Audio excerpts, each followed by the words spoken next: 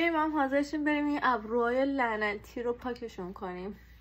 تو رو خدا اگه پوست چرب داری فیبروز نزن، یا حداقل اگه میزنی یک بار بزن دیگه، نه ترمیم برو، نه 6 ماه یه بار برو هی بگو من میخوام پرتر باشه بعد پرتر برام بزنید. نه این اشتباهونه. ترین پوست برای فیبروز پوست خشک و نرمال و بدون منافذ و پوستی که کلا چرب نباشه دیگه. و خواهشن وقتی که میخواین فیبروز کنین اصرار نداشته باشین برای اینکه پر بزنه براتون، چون که وقتی این خطوط نزدیک به هم میشه بعد از مدتی زیر پوستتون پخش رنگ میده.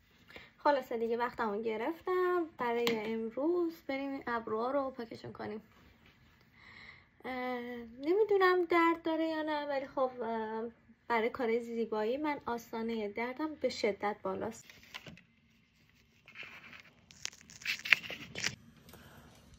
تو راه تولید محتوا گوشیم ترکید. روز دلم خود موهامو ببندم که تو دست و بالم نباشه، ولی امیدوارم که بتونم، چون از زمانی که کوتاه کردم نبستم. نگاه اینجوری میاد بیرون. خب من حاضر شدم، خیلی دیره،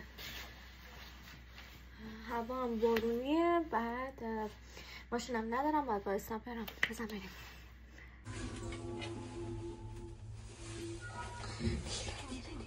خیلی دیره. چه دیره بزن.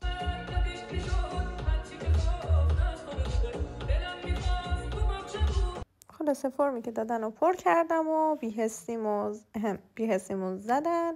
منتظر موندم تا نوبتم شه و بله چقدر مو دارم بچه ها. به شدت درد داشت، یعنی نه اینکه قابل تحمل نباشه ولی خب دردناک بود، اما بعدش قرمزی داره، ورم داره، ولی خب میگن تا 24 ساعته، بعد از 24 ساعت میره.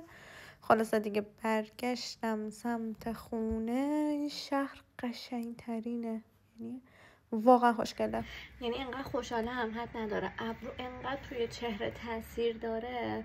من مثلا میخواستم ابروامو دمشو وردارم مثلا تیز کنم، نمیتونستم، فیبروزام اجازه نمیداد تحتم، ولی خدا رو شکر تو این یه جلسه فکر میکنم 50% پاک شد.